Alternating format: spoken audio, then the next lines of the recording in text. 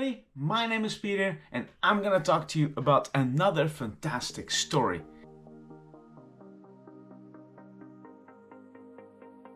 Now often I get the question, well Peter, are you able to train any animal? And I always will tell everybody, yes you can, as long as you find the motivation from this animal to do so. What motivates this animal to participate in your sessions? That's at the end the question. In this story we're training spotted eagle rays, beautiful animals in this beautiful aquarium.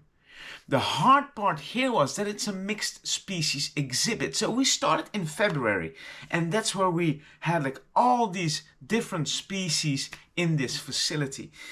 We decided to train them at first because we wanted to extend their husbandry practices. We wanted to see the individuals from close up. We wanted to give them focused reinforcers, focused food intake and so on. So that was our goal.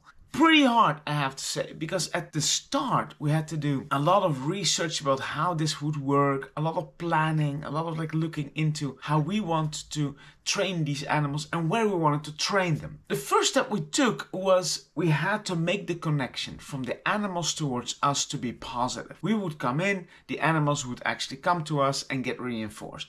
We had to make that connection for them. Now we had this very beautiful blue boat which we could go into the middle of the habitat, and that we could try to see if we could hand feed the eagle rays between all the other species. After this we started to build this to a point where we could move the boat away from this middle section to move this whole group of animals to a beach area.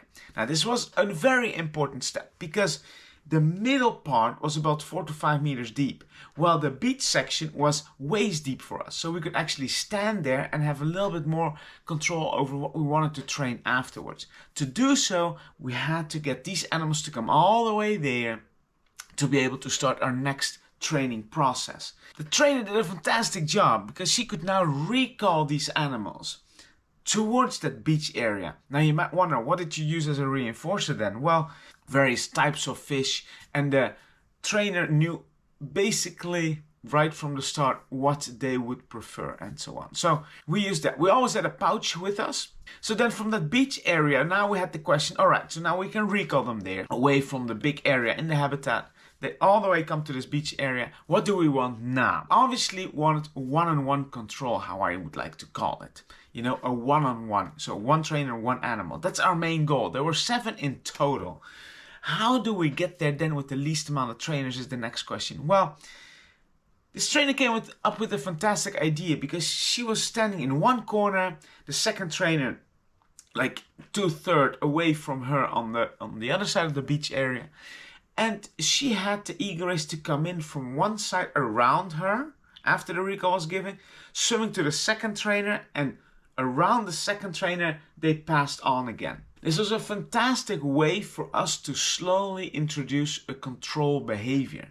How to do this? It was that next question. Could we actually teach them to target upon us and to have them still with us? I wasn't sure. I have never trained this spotted eagle before, so it was just trial and error. We just decided to try. The interesting thing was that one of our hands had a dark glove, the other had a green glove. And the reason was that this was our feeding or reinforcing hand, this was our target hand. That was the goal. Then on top of that we introduced a bridge, the bridge stimulus, a double tap on the head.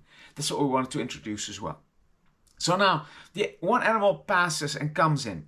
The other trainer has its hand right in front of the animal and pulls the animal towards them. Holds them for 1-2 seconds, double taps the head, reinforces right away and let them go again so they can pass again if they like to. Over time we got the duration to be a lot longer, which has helped us because that allowed us afterwards to do more medical checks in the future. But now the question was, do they really understand that green glove that we have? Well, we decided to test that as well. Instead of our body and the green glove, we just had the green glove now on the side of our bodies, just to see if they would choose for us the body in the water or if they would choose for the glove.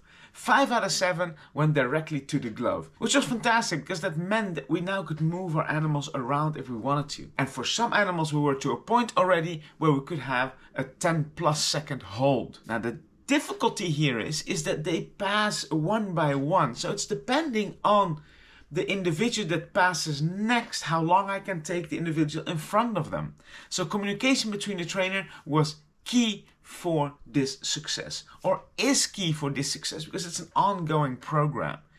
Now the hard thing as well is that an eagle ray has a very, very long sensitive tail. So if they will feel something behind them, they might get spooked. Slowly we did see a difference in more calm behavior from the eagle rays that allowed us to have animals closer behind them, that had animals next to them and so on, and not responding to each other, but just staying calm and relaxed. A very big step forward that was, really, because if we have calm animals we can extend our duration even further, and that's where we are today.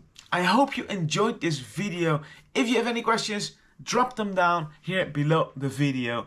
Thank you for watching, and I hope to see you next time. Bye bye.